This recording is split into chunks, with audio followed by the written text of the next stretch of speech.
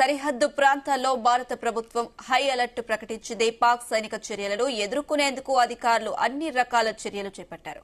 పంజాబ్, రాజస్థాన్లో సరిహద్దులు మూసివేసి సరిహద్దులను బీఎస్ఎఫ్ ఆధీనంలోకి తీసుకుంది. అనుమానిత చర్యలు గుర్తిస్తే షూట్ ఎట్ సైట్ ఆర్డర్స్ అమల్లోకి తెచ్చారు. పంజాబ్, రాజస్థాన్లో మిసైల్స్ వ్యవస్థతో పాటు యాంటీ డ్రోన్ సిస్టమ్ ఏర్పాటు చేశారు. సరిహద్దు గ్రామ ప్రజలను సురక్షిత ప్రాంతాలకు తరలిస్తున్నారు. మరోవైపు జమ్మూ కాశ్మీర్లోని ఎల్ఓసీ వెంబడి గ్రామాలపై పాకిస్తాన్ సైన్యం కాల్పులు జరుపుతుంది. ఫిరంగి మోర్చార్ షెల్టర్లతో బాంబు దాడులు చేస్తుంది. దీంతో భారత జవాన్ మృతి చెందగా మరో 4 చిన్నారులు సహా మొత్తం 12 మంది భారత పౌరులు మృతి చెందారు.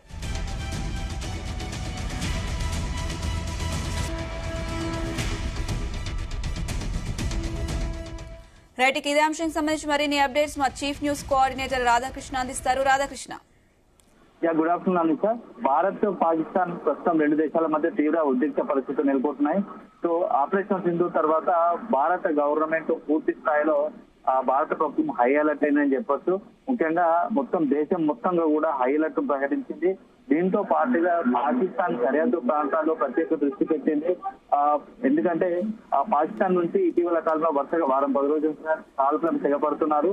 సో ఈ నేపథ్యంలో సరిహద్దు ప్రాంతాల్లో పూర్తి స్థాయిలో నిషేధ ఆజ్ఞలు విధించింది. ఆ బార్డర్స్ మొత్తం క్లోజ్ చేసింది. సో ఎట్లాంటి పరిస్థితి పాక్ నుంచి ఎలాంటి పరిస్థితులు వచ్చినా ఎదుర్కోవడానికి సిద్ధంగా ఉండాలని చెప్పేసి ఒక నిర్ణయానికి వచ్చినట్టుగా తెలుస్తా ఉంది. సో ఈ నేపథ్యంలో పంజాబ్, రాజస్థాన్ సరిహద్దులు మొత్తం పూర్తి స్థాయిలో మూసివేశారు. సరిహద్దులను బీఎస్ఎఫ్ మొత్తం కూడా భద్రతా బలగాలు ఆధీనంలోకి తీసుకున్నాయి. ఎవరైనా అనుమానాస్పద వ్యక్తులు కనపడితే అవసరమైతే షూట్అవుట్ ఆర్డర్ కూడా ఇచ్చింది. సో దీంతో ఎంత హై అలర్ట్ ఉందో సరిహద్దు ప్రాంతాల్లో ఒకసారి మనం అంచనా వేయవచ్చు. ఎందుకంటే అనుమానాస్పద వ్యక్తులు ఎవరు కనిపించినా ఆ షూట్అవుట్ ఆర్డర్స్ ఇచ్చిందంటే పాకిస్తాన్ నుంచి ఎవరైనా అంటే అనుమానాస్పద వ్యక్తులు తీవ్రవాదులు కావచ్చు, అదేవిధంగా పాక్ సంబంధించినటువంటి ఆర్మీ సైనికులు కూడా ఏదైనా వచ్చే అవకాశం ఉందనే ముందే పసిగట్టినటువంటి భద్రతా బలగాలు పూర్తి స్థాయిలో సరిహద్దు ప్రాంతాలను క్లోజ్ చేశాయి. ఆ బీఎస్ఎఫ్ మొత్తం బీఎస్ఎఫ్ వాళ్ళు కూడా ఆ సరిహద్దు ప్రాంతాలను ఆధీనంలోకి తీసుకున్నారు. ఎప్పటికప్పుడు పరిస్థితులను సమీక్షిస్తున్నారు. పంజాబ్, రాజస్థాన్ లో హై అలర్ట్ ప్రకటించారు. అక్కడ ఉన్నటువంటి drone system, anti drone system ఏర్పాటు చేశారు. ఎవరైనా డ్రోన్ల ద్వారా కూడా దాడులు కావచ్చు, డ్రోన్ల ద్వారా పర్యవేక్షించి దాడులకు పడిపడే అవకాశం ఉన్న నేపథ్యంలో యాంటీ డ్రోన్ సిస్టమ్ ను కూడా యాక్టివేట్ చేసినట్టుగా తెలుస్తా ఉంది. సో దీంతో పాటుగా అక్కడ ఉన్నటువంటి ఈ పంజాబ్, రాజస్థాన్ లోని ఎవరైతే సరిహద్దు ప్రాంతాల ప్రజలు ఉంటారో దాదాపుగా 100 కిలోమీటర్ల సరిహద్దుకు సంబంధించి 30, 40, 50, 100 రేడియస్ పరిధిని పెంచుకుంటూ పోతూ ఫస్ట్ ఫేజ్ లో సరిహద్దుకు అతి దగ్గరగా ఉన్నటువంటి ప్రాంతాలను ఫస్ట్ ఫేజ్ లో సురక్షిత ప్రాంతాలను తరలిస్తున్నారు. అదేవిధంగా దాదాపుగా వీళ్ళంత ఎక్కువ మందిని ఆ సరిహద్దు ప్రాంతాల నుంచి సురక్షిత ప్రాంతాలకు తరలించేందుకు సిద్ధపడుతున్నట్టుగా తెలుస్తా ఉంది. ఇప్పటికే ఎల్ఓసి వెంబడి పాకిస్తాన్ సంబంధించినటువంటి ఆర్మీ బలగాలు తీవ్రంగా కాల్పులు జరుపుతున్నాయి. గత వారం రోజులుగా ఈ కాల్పులు ఇప్పటికే 15 మంది అమాయకులు బలయ్యారు. సో ఈ నేపథ్యంలో పాకిస్తాన్ ఎల్ఓసి దగ్గర జరుగుతున్న కాల్పులో 15 మంది అమాయకులతో పాటు 50 మందికి పై గాయాలయ్యాయి. దీంతో కొంత అలర్ట్ అయినటువంటి భారత ప్రభుత్వం కావచ్చు, భద్రతా బలగాలు కావచ్చు సరిహద్దు ప్రాంతాల్లో అలర్ట్ చేశాయి. సో అక్కడ ఉన్నటువంటి పౌరులను ముందస్తుగా సహాయంగా భద్రతా బలగాల నడుమ వాళ్ళందరినీ కూడా సురక్షిత ప్రాంతాలకు తరలిస్తున్నారు. దీంతో పాటుగా ఇంకా అవసరమైన చర్యలన్నీ తీసుకోవడానికి ఇస్తున్నారు. ఎందుకంటే ఇప్పటికే అక్కడ ఒక జవాను చనిపోయాడు, 15 మంది అమాయకులు బలయ్యారు. సో నేపథ్యంలో మరోసారి సరిహద్దు ప్రాంతాల దగ్గర ఎవరికి కూడా పౌరులకు ఇలాంటి ఇబ్బంది రాకూడదు, ఇలా ఎవరు అమాయకమైనటువంటి పౌరులు పాకిస్తాన్ సంబంధించినటువంటి సైనికుల కాల్పుల్లో మృతి చెందకూడదు అని చెప్పేసి ముందస్తు చర్యలో భాగంగా అట్లాంటి చర్యలు తీసుకున్నట్టుగా తెలుస్తా ఉంది. సో దీంతో సరిహద్దులు క్లోజ్ చేస్తున్నారంటే నెక్స్ట్ భారత్ నుంచి పాకిస్తాన్ పై ఒక పెద్ద అటాక్ ఉండడానికి కూడా ఒక ఆస్కారం ఉందంటున్నారు. ఎందుకంటే ఇప్పటికే లాహోర్ లో వరుసగా ఈ రోజు 3 పేలుళ్లు జరిగాయి. సో అది ఒక రకంగా పాకిస్తాన్ లాహోర్ కూడా మెయిన్ పాకిస్తాన్ ఇస్లామాబాద్, కరాచీలో కొన్ని తీవ్రవాద శిబిరాలు సెంటర్ జోన్ ఏర్పాటు చేసుకొని అందులో ఎవరైతే మసూద్ అజర్ కావచ్చు, అదేవిధంగా సయీద్ హఫీజ్ కావచ్చు, లష్కర్ తోయిబా, జైషే మహమ్మద్ సంబంధించినటువంటి మోస్ట్ వాంటెడ్ టెర్రరిస్టులు ప్రపంచ వ్యాప్తంగా దాడులకు పాల్పడుతున్నటువంటి తీవ్రవాదులకు ప్రధాన కారకులు వీళ్ళు.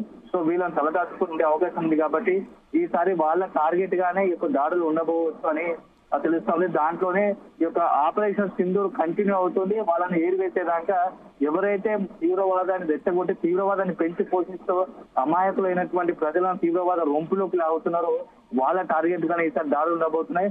మొదటి పేజీలో తీవ్రవాద శిబిరాలు నెరవేర్చారు. సో దాని తద్వారా నెక్స్ట్ తీవ్రవాదులకు మొత్తంగా ఎవరైతే చీఫ్ గా ఉంటూ మొత్తం ఈ తీవ్రవాద భావజాలాన్ని వ్యాప్తి చెందిస్తున్నారో వాళ్ళని టార్గెట్ చేసినట్టుగా తెలుస్తోంది. అలాంటి వాళ్ళలోనే ఈ యొక్క మసూద్ అజర్ కావచ్చు, అదేవిధంగా సంబంధించినటువంటి హఫీజ్ సయీద్ కావచ్చు, వీళ్ళిద్దరు ఇప్పుడు మోస్ట్ వాంటెడ్ టార్గెట్ గా ఉన్నారు. సో ఇదే మంచి తరుణం. సో ఇక్కడ ఒకసారి ఎండు చేస్తే మరోసారి అక్కడ తీవ్రవాదం మళ్ళా పెరగడానికి ఆస్కారం లేదు. ఎక్కడైతే మూలాలు ఉన్నాయో వాటిని పీకేస్తే మూలాల నుంచి వేళ్లను పీకేస్తే తప్ప ఇలాంటి పరిస్థితి ఉండదనే ఉద్దేశంతో భారత ప్రభుత్వం ఉన్నట్టుగా తెలుస్తా ఉంది. మరికొన్ని ఈ వచ్చే 48 గంటల్లో చాలా అత్యంత కీలకంగా మారబోతున్నాయి. భారత్ నుంచి కూడా పాకిస్తాన్ పై ఒక మేజర్ మరొక సర్జికల్ స్ట్రైక్ ఏదైతే ఆపరేషన్ సింధూర్ ఉందో దాంట్లో కంటిన్యూస్ గా మరొక మేజర్ అటాక్ ఉండబోతుందనే ఒక సంకేతాలు వెలువడుతున్నాయి. సో ఈ నేపథ్యంలోనే తీరాలకు సంబంధించినటువంటి ఏదైతే సరిహద్దు ప్రాంతాల్లో హై అలర్ట్ ప్రకటిస్తున్నారు, సరిహద్దు ప్రజలను తరలిస్తున్నారు. అక్కడ ఉన్నటువంటి బిఎస్ఎఫ్ భద్రతా బలగాలు సరిహద్దు ప్రాంతాలను ఆక్యుపై చేసుకున్నాయి, ఆధీనంలో తీసుకున్నాయి. అనుమానాస్పద వ్యక్తులు కనిపిస్తే కాల్చివేతకు సిద్ధపడుతున్నారు. సో హై అలర్ట్ గా ఉంది. దీంతో పాటుగా దేశవ్యాప్తంగా కూడా ప్రధాన నగరాలు, పట్టణాలు, ఎయిర్పోర్ట్లలో కూడా హై అలర్ట్ ప్రకటించారు. ఎందుకంటే ఎప్పుడు ఏ మూల నుంచి ఎలాంటి దాడులు ఉండవచ్చు, లేకుంటే ఇప్పటికే భారతదేశంలో ఎక్కడైనా ఏ మూలైనా ఇంకా తీవ్రవాద భావజాలంతో తీవ్రవాదులకు పాకిస్తాన్ మద్దతుదారులు ఎవరైనా ఉంటే బంగ్లాదేశ్ కు సంబంధించిన కావచ్చు, పాకిస్తాన్ కావచ్చు, ఎవరైనా తీవ్రవాద భావజాలంతో ఉండి పాకిస్తాన్ కు అనుకూలంగా ఉన్న వ్యక్తులు ఎవరైనా ఇంకా ఈ భారతదేశంలో ఉండి వారికి అనుగుణంగా పనిచేసే లేకుంటే దాడులకు పాల్పడే అవకాశం ఉన్న సందర్భంలో హై అలర్ట్ జారీ చేసింది. దేశం కేంద్ర హోంశాఖ ఇప్పటికే అన్ని రాష్ట్రాలకు సంబంధించినటువంటి రాష్ట్ర ప్రభుత్వం హై అలర్ట్ చేసింది. నిన్ననే ఎవరైతే ముఖ్యంగా సరిహద్దు ప్రాంతాలకు సంబంధించినటువంటి సరిహద్దు ప్రాంతాల ప్రజలను హై అలర్ట్ చేసింది. సరిహద్దు ప్రాంతాలకు ఎవరైతే పాకిస్తాన్ సరిహద్దుకు సంబంధించినటువంటి రాష్ట్రాలకు సంబంధించిన ముఖ్యమంత్రులు కావచ్చు, డీజీపీలు కావచ్చు, గవర్నర్లతో హై లెవెల్ మీటింగ్ నిర్వహించింది.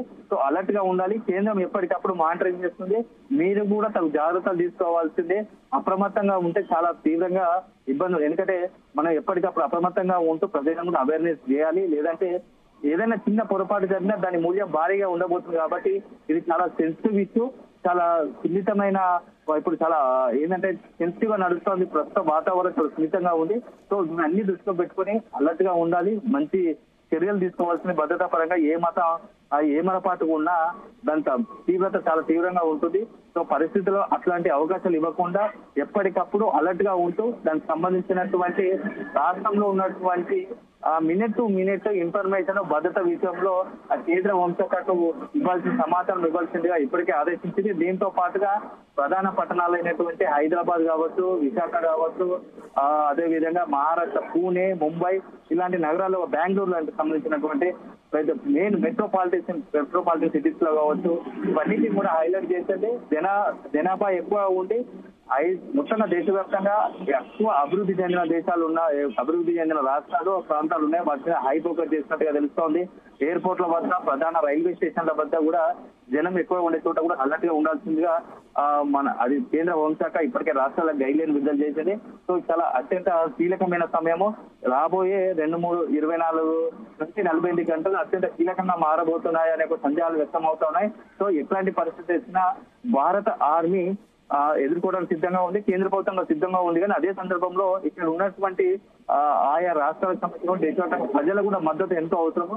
ఎందుకంటే లేనిపోని సోషల్ మీడియాలో జరుగుతున్న ప్రచారం కావచ్చు, ఇతరత్ర వాటిని నమ్మి ఇబ్బందులు పడవద్దు. చాలా ప్రశాంతంగా ఉండాలి. ఏదైనా కేంద్ర ప్రభుత్వం ఆదేశిస్తే దానికి అనుగుణంగా నడుచుకోవాలి తప్ప భయభ్రాంతులు కావచ్చు, లేనిపోని ప్యానిక్ గురి కావద్దని చెప్పేసి కేంద్రం ఇప్పటికీ స్పష్టమైన సూచనలు అందజేసింది. అయితే రాధాకృష్ణ, సరిహద్దు ప్రాంతాల్లో భారత అనుమానిత చర్యలు గుర్తిస్తే షూట్ ఎట్ సైట్ ఆర్డర్స్ అమల్లోకి తెచ్చినట్టుగా తెలుస్తుంది. దానికి సంబంధించిన అప్డేట్స్ ఏంటి?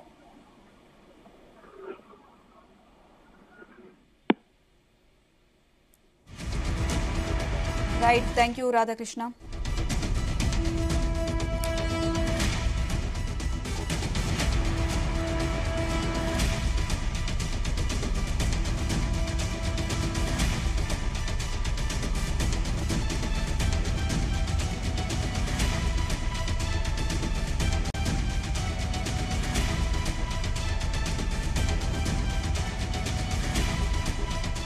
సరిహద్దు ప్రాంతాల్లో భారత ప్రభుత్వం హై అలర్ట్ ప్రకటించింది. పాక్ సైనిక చర్యలను ఎదుర్కొనేందుకు అధికారులు అన్ని రకాల చర్యలు చేపట్టారు. పంజాబ్, రాజస్థాన్లో సరిహద్దులు మూసివేసి సరిహద్దులను బీఎస్ఎఫ్ ఆధీనంలోకి తీసుకుంది. అనుమానిత చర్యలు గుర్తిస్తే షూటెడ్ సైట్ ఆర్డర్స్ అమల్లోకి తెచ్చారు. పంజాబ్, రాజస్థాన్లో మిసైల్స్ వ్యవస్థతో పాటు యాంటీ డ్రోన్ సిస్టమ్ ఏర్పాటు చేశారు. సరిహద్దు గ్రామ ప్రజలను సురక్షిత ప్రాంతాలకు తరలిస్తున్నారు. మరోవైపు జమ్మూ కాశ్మీర్లోని ఎల్ఓసీ వెంబడి గ్రామాలపై పాకిస్తాన్ సైన్యం కాల్పులు జరుపుతుంది. ఫిరంగి, మోర్టార్ షెల్టర్లతో బాంబు దాడులు చేస్తుంది. దీంతో భారత జవాను మృతి చెందగా మరో 4 చిన్నారులు సహా మొత్తం 12 మంది భారత పౌరులు మృతి చెందారు.